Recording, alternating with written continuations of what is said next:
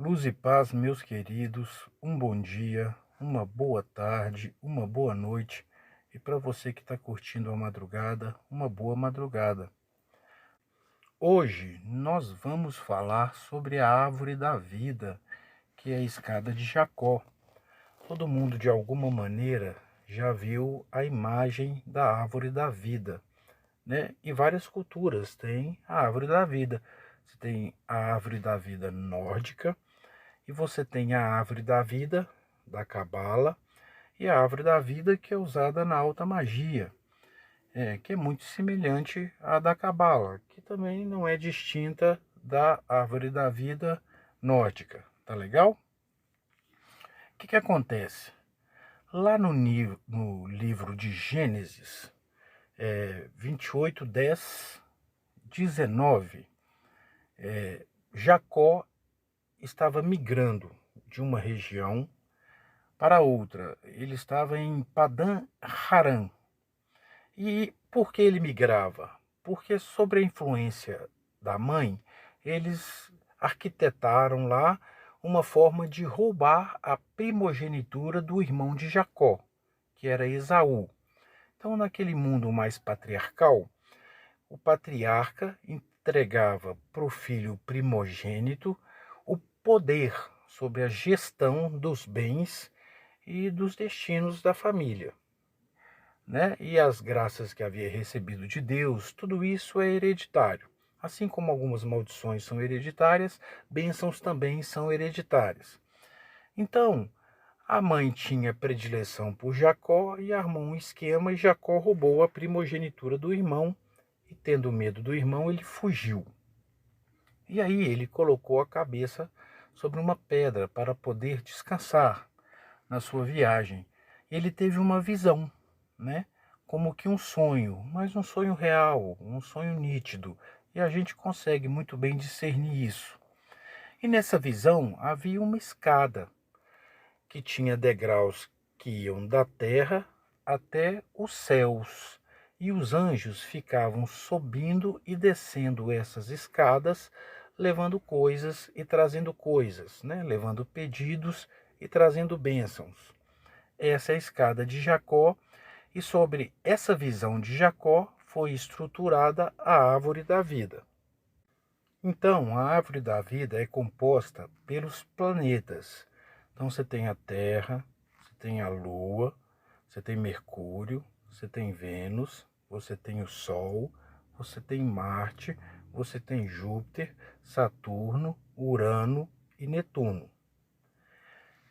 Cada planeta é um lugar celestial, ou uma dimensão, um patamar, subindo os degraus, que são os caminhos, onde estão as cartas dos arcanos maiores, do tarô e os hieróglifos.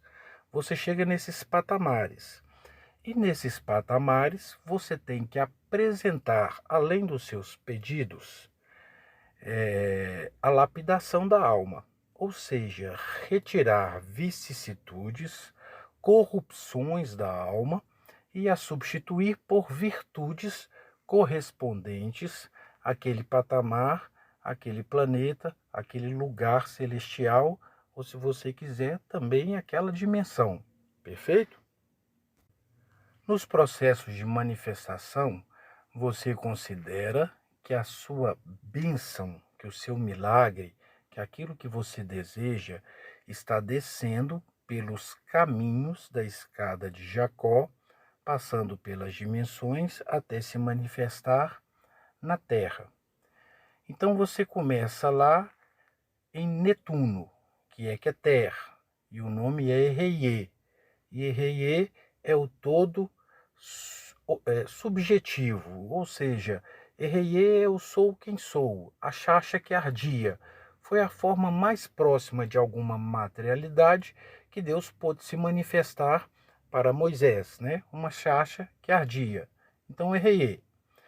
E lá você está em um campo dimensional chamado Altslut, que é formado por Keter e que é formado por Roquemá. Então, saindo o caminho de Keter para Roquemá, você tem o louco e o Aleph. O nome de Deus em Roquemar é Iá, e é o infinito.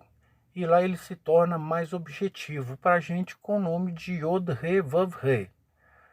O arcanjo que cuida de Keter, que é segurança particular de Deus, é Metatron. E o arcanjo que toma conta de Geburah, que é Urano, é Gaziel. Então veja bem, você está em Absolute, é uma dimensão de fogo, então é uma dimensão de imaginação criativa infinita. Então ali, tudo que você pode imaginar já existe. Se lembre da sua condição e do seu lugar no todo. Você é mortal. Sua mente, por mais inteligente que seja, já pode ter ganhado prêmio Nobel. Você é limitado em relação aos celestiais. Então, se você desejou alguma coisa, já existe lá em Absolute. Perfeito? Então, você precisa fazer a seleção daquilo que você deseja a partir do propósito.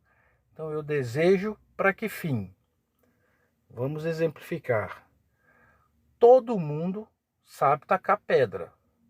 Você pega a pedra com a mão, você coloca o braço para trás ou para cima e faz a força para frente e abre os dedos e a pedra vai. Isso todo mundo sabe fazer. Agora, qual é o propósito de você tacar a pedra? Você quer que ela atinja o quê? O alvo? Uma fruta num pé de árvore? O quê? Entendeu o que é propósito? É tacar a pedra com alguma finalidade. E essa finalidade tem que contribuir para o fluxo do cosmos. Então, você pode querer riqueza para ter estabilidade, mas se essa riqueza for lhe dar estagnação, você não vai receber. Então você não pode ficar parado, só curtindo a vida às pampas, na estagnação. Tem que ter propósito, tem que ter fluxo, tem que ter amor ágape. Eu desejo eros, eu adquiro filia, alegria. Então, ágape, eu vou usar aquilo para contribuir com a vida de quem estiver ao meu redor da maneira possível. Legal? E aí você passa para outra dimensão. E essa dimensão é Briá. E é exatamente a dimensão do entendimento. É a dimensão da restrição. Porque desejar, você pode desejar o infinito, mas propósito você vai ter um. Então aqui, a partir do entendimento, você estrutura um propósito para aquilo que você quer. E esse propósito traz a sua coisa à existência mais lógica possível. Ou seja, o que você desejou está agora no almoxarifado de Deus, prontinho ou em processo final de fabricação. Então, de todos os desejos, e eram muitos desejos, porque a imaginação vai ao infinito, você selecionou um que tem propósito. E você pode repetir esse processo quantas vezes quiser na vida, todo dia, o tempo todo. Lembra o que Jesus disse? Eu vim para que tivessem vida e a tivessem em abundância. Então pronto. Essa dimensão de Briá é Saturno. E agora você está na coluna da restrição. Tá vendo como é que a restrição não é uma coisa ruim? Você gerou uma restrição de diversos desejos, você restringiu um, porque esse tem um propósito e é isso que você quer. Então, você quer cumprir aquele propósito na sua vida, ok? Tacar a pedra para acertar o alvo, porque eu acho isso um esporte divertido. E já foi mesmo. Os fundeiros, Davi tacava pedra, ele era fundeiro, chama funda, né? O aparelho para tacar pedra.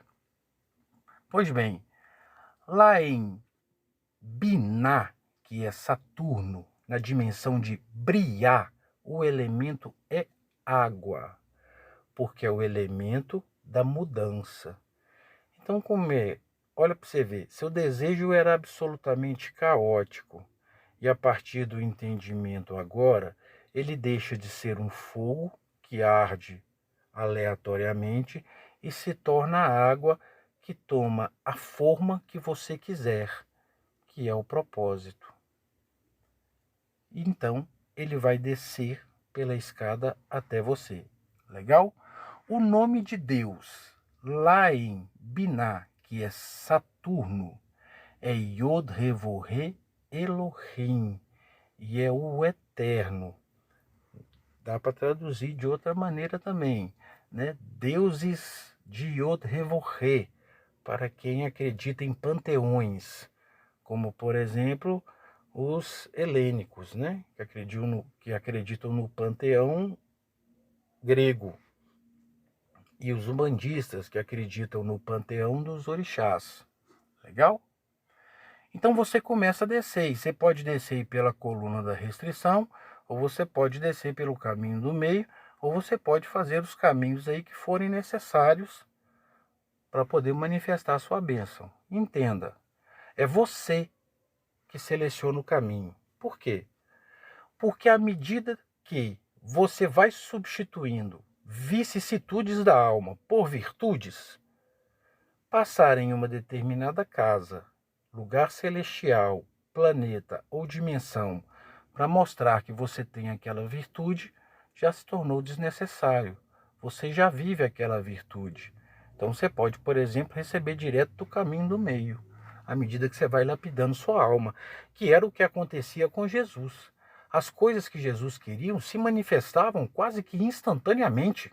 Ele não tinha que esperar meses, anos, lapidar a alma, nada. Jesus era Jesus, ele era a perfeição, ele é o nosso exemplo de perfeição aqui na Terra. Tá legal? Pois bem, então nós entramos em Yetzirah, que é a dimensão sobre a qual Salomão nos entrega chaves, salmos e pantáculos, que são símbolos mágicos. E a gente vai fazer isso em momento oportuno. Agora a gente precisa entender que Yetzirah passa por Júpiter, Marte, o Sol, Vênus, Mercúrio, a Lua e a Terra. Você tem a coluna da restrição e você tem a coluna da expansão. Você tem os caminhos do meio, entendeu? Júpiter é o reino, a dimensão, o lugar celestial de El. E El é o Deus da justiça. Mas não é da justiça cerceante, é de uma justiça misericordiosa, generosa. Então Júpiter é o lugar da generosidade, da misericórdia. Então, chegando em Júpiter, você vai tratar com El, com o arcanjo Tzadiel e com os anjos que estão ali. Salomão fala de alguns. Perfeito? E lá você tem que mostrar que é generoso e misericordioso. Então, qual a vicissitude que você tem que retirar? A avareza, a inveja, a ganância. Perfeito? Você retira essas vicissitudes e substitui por virtudes, que são a misericórdia e a generosidade. E aí você vai seguir um caminho em direção a Marte. E Marte é a dimensão dos celestiais guerreiros. O nome de Deus lá é Elohim Gibor, ou seja, deuses poderosos, que também pode ser traduzido como deuses da justiça. Mas aqui a justiça é no sentido do rigor, da disciplina, da força. Então, o arcanjo de Marte é Camael, o executor do karma, positivo ou negativo. Legal? Então vocês vejam, O nome que Salomão nos apresenta no Pentáculo de Marte é Yod Rei Skin Vav Re, que é Yeshua, que é Jesus. E Jesus é um Elohim Gibor. Ele é um Deus poderoso, ele é um Deus da justiça. Quem disse? Ele. Ele disse: vinde a mim, todos vós que estáis cansados e sobrecarregados, e eu vos aliviarei.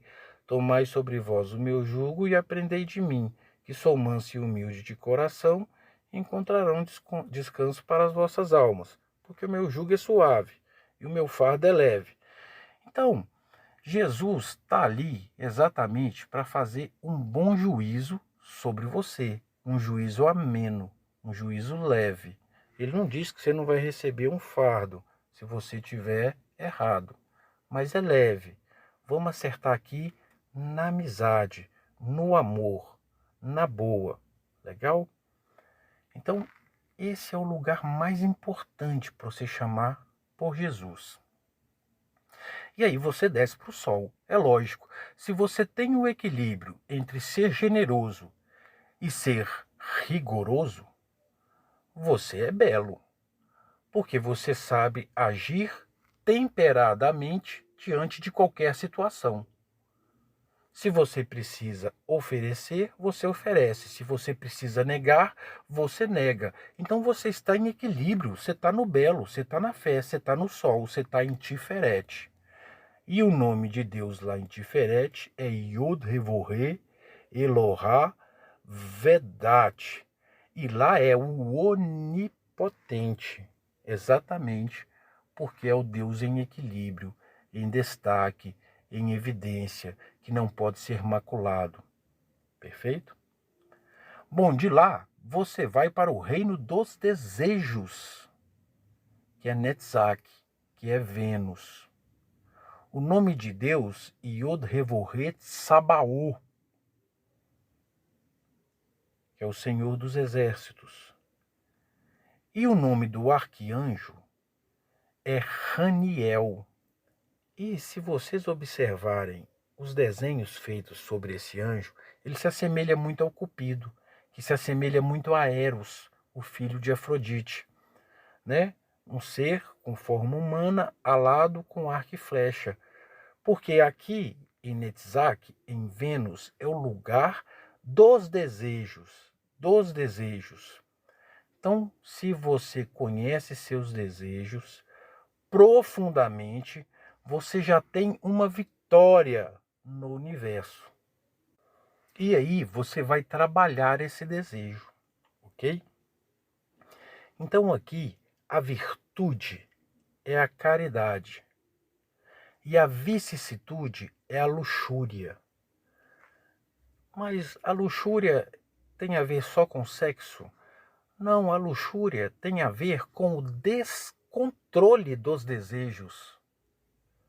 Com os desejos agirem de tal maneira que eles submetem a sua vontade e você sai fazendo, porque deseja, como se fosse animalesco, como se fosse bestial. Perfeito? Então, e a caridade é o contrário. A caridade é, olha, eu posso não ter amor. Amor pelo mundo, amor pela árvore, amor por aquela pessoa, amor por qualquer coisa que seja, mas caridade eu tenho. Então, eu posso desejar cortar aquela árvore, porque eu acho que as flores dela sujam o chão. Mas eu não corto, porque eu tenho a virtude da caridade. Eu sei que naquela árvore moram pássaros, eu sei que ela embeleza a rua, eu sei que ela traz sombra, eu sei que ela tem um valor simbólico, sentimental para um grupo de pessoas que a plantou. Então eu ajo com caridade. Tá legal?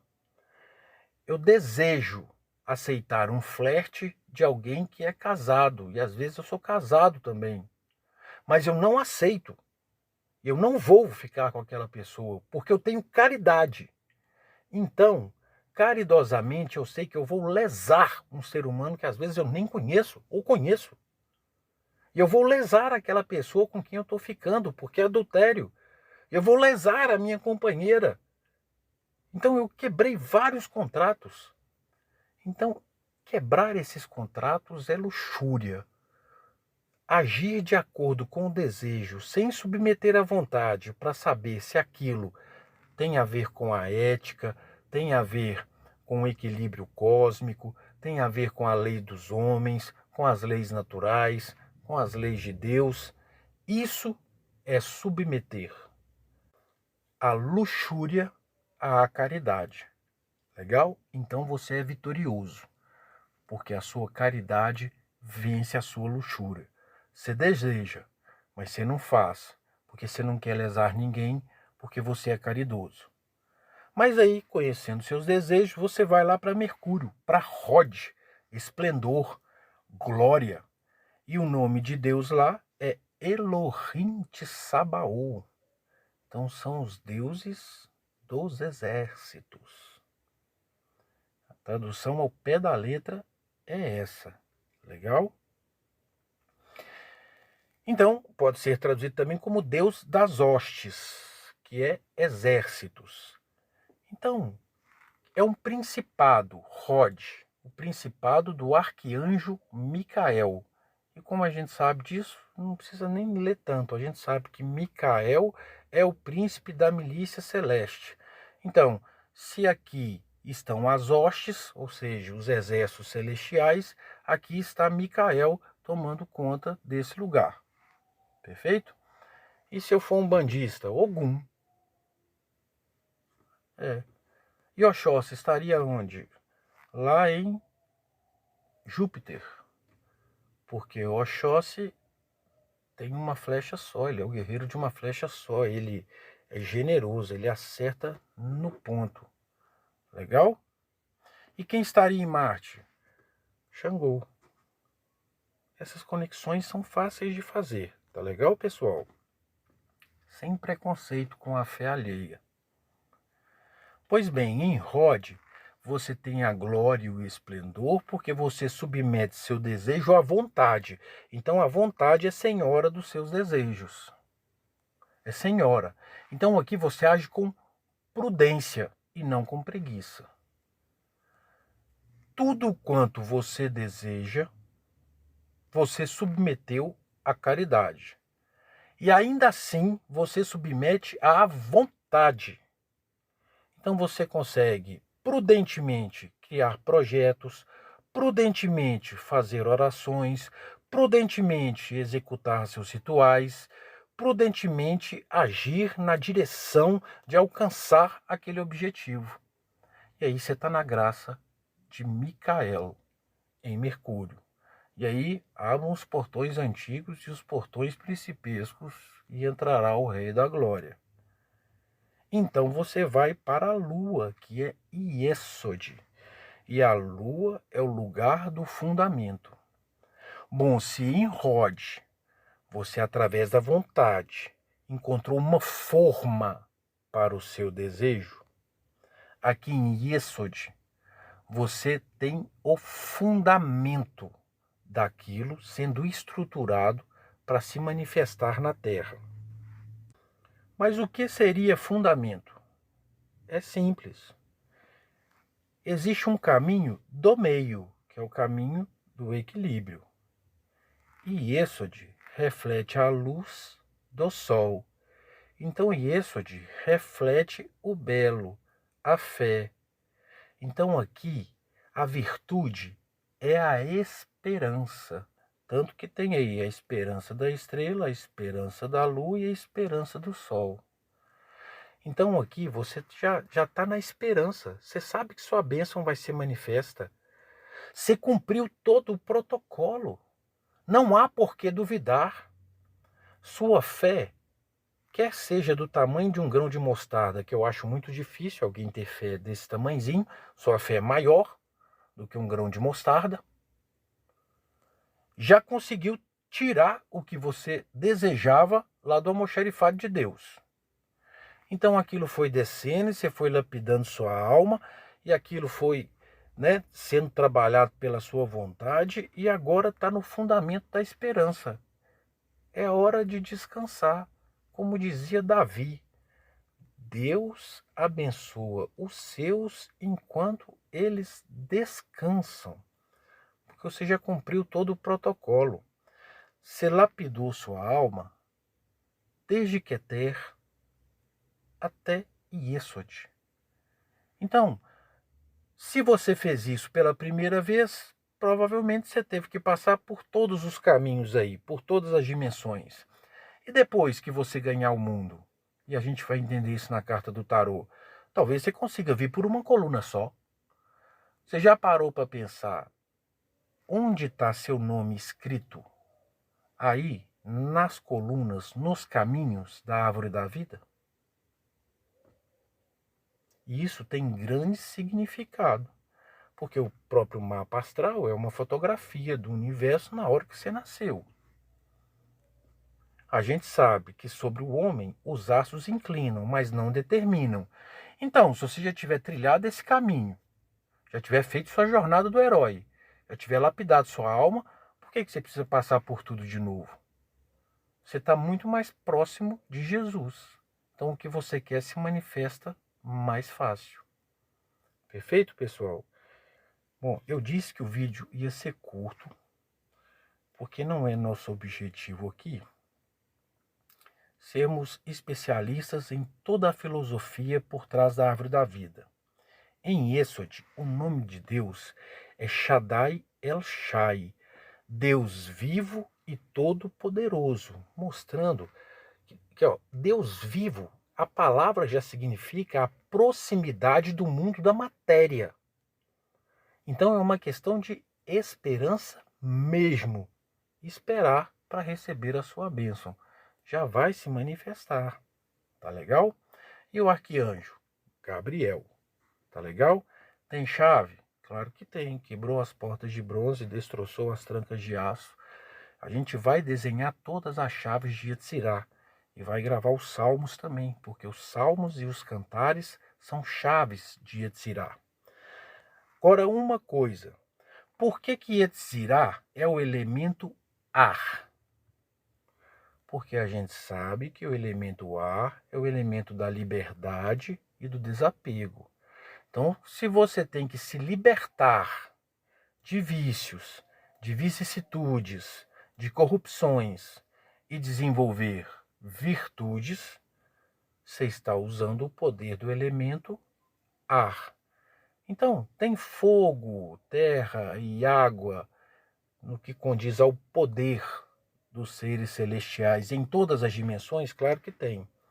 Mas por que para nós a representação de Yetzirah é o ar? Por isso, desapega disso aí, meu amigo. Se liberta disso aí. Nova criatura será. Entendeu? Pois bem. E aí a gente chega na Terra e Adonai Haaretz é o nome de Deus aqui em Malhut.